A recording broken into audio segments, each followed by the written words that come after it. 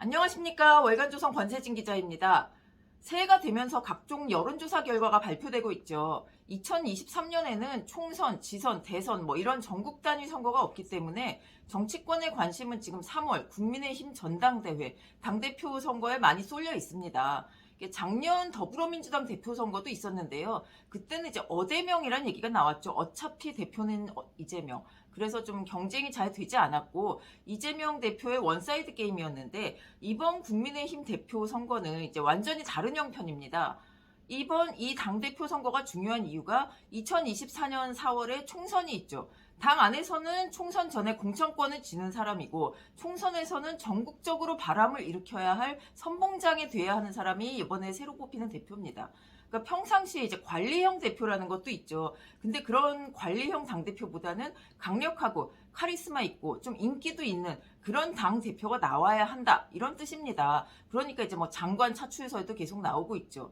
그래서 이 선거가 이제 좀 관심을 끌다 보니까 1월 초부터 이제 줄줄이 이런 여론조사 결과가 발표가 되고 있는데요.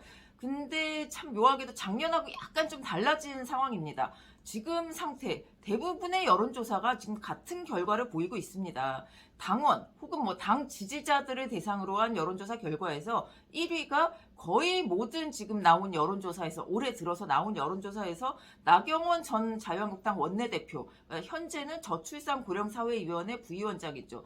이분이 지금 계속 1위를 하고 있는데요.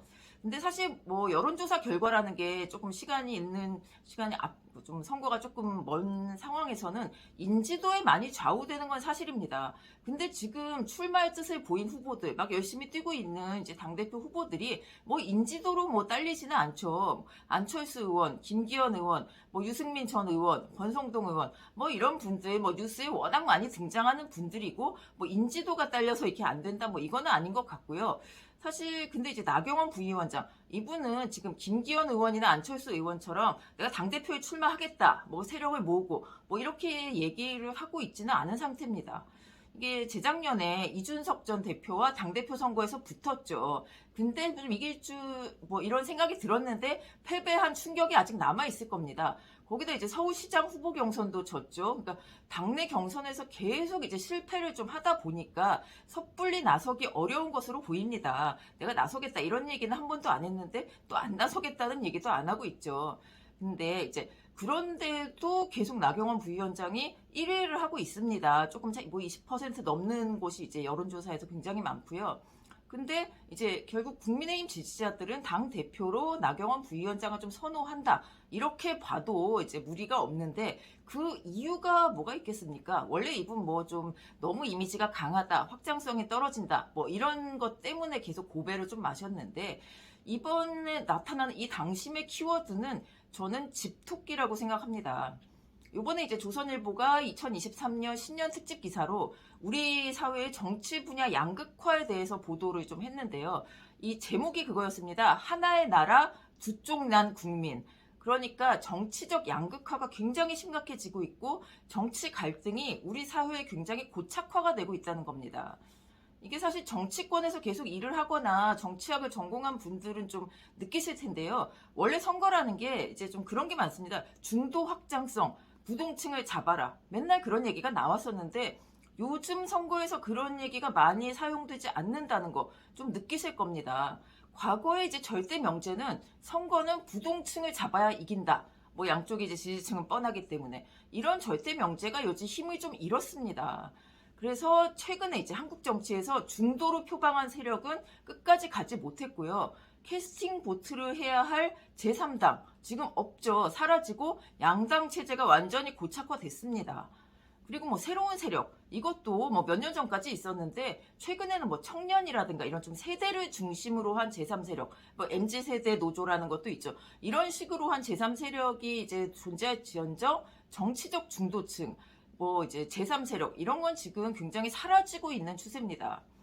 그러니까 이제 국민의힘 지지자 입장에서는 당을 이끌어 나갈 당 대표 그리고 선거를 이끌어 나갈 인물의 덕목으로 중도, 확장성 이런 건 이제 별 큰 의미가 없어졌다는 얘기입니다.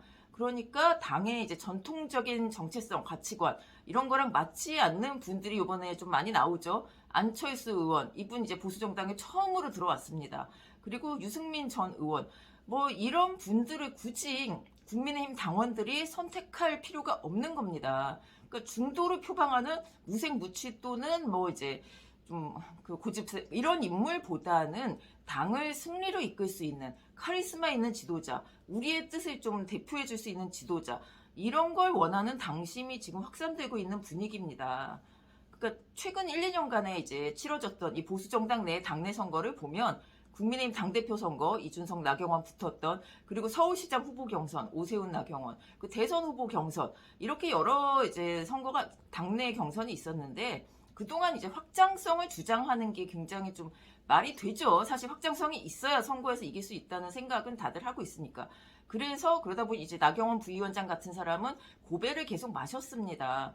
근데 이제 그때는 그랬는데 한 1, 2년 사이에 우리 사회 정치권, 뭐 정치권 양극화, 이제 정치 사상의 양극화가 더 심각해지고 이러다 보니 중도층과 부동층을 끌어들여서 선거에서 승리한다.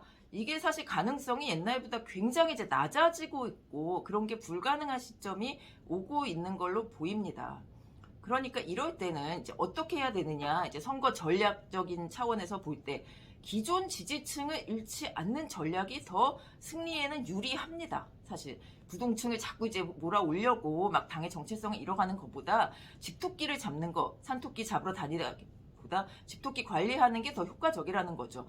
집토끼 전략. 근데 지금 보면 이제 더불어민주당의 경우 원래 그 전통적인 지지층, 호남, 뭐 친노 세력, 이런 분들이 이제 이재명 체제에서 상당히 많이 이탈을 하고 있고 떨어져 나가는 현실이 보이고 있고, 지금 더불어민주당의 분당설도 이제 심심치 않게 나오고 있죠. 올해 좀 뭐 그럴지도 모른다.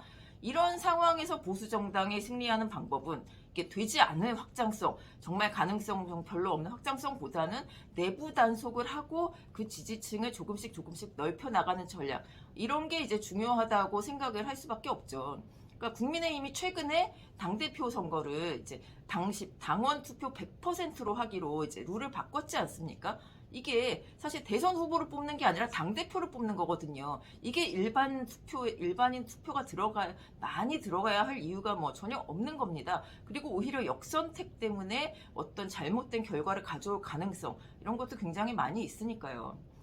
그래서 이제 여태까지 이제 나경원 부위원장이 왜 이제 좀 인기를 얻고 지금 여론조사에서 1위를 하고 있는가, 이 얘기인데, 최근 이분은 사실 낙선을 요즘 계속했죠. 총선에서도 낙선했고 이제 당내 선거에서도 좀 낙선을 좀 했기 때문에 이번 당대표 선거에 출마하겠느냐, 이것은 좀 뭐 미지수입니다.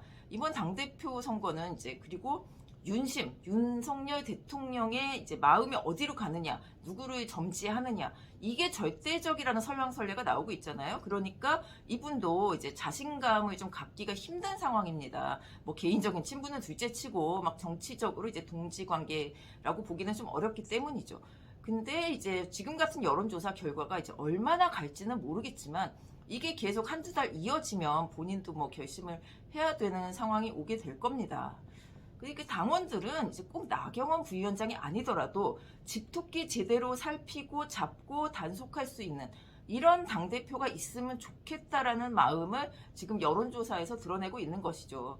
뭐 현 상황에서는 나경원 부위원장이 가장 그런 당원들의 요구에 가까운 것으로 보이기 때문에 여론조사에서 수위를 차지하고 있는 것 같습니다.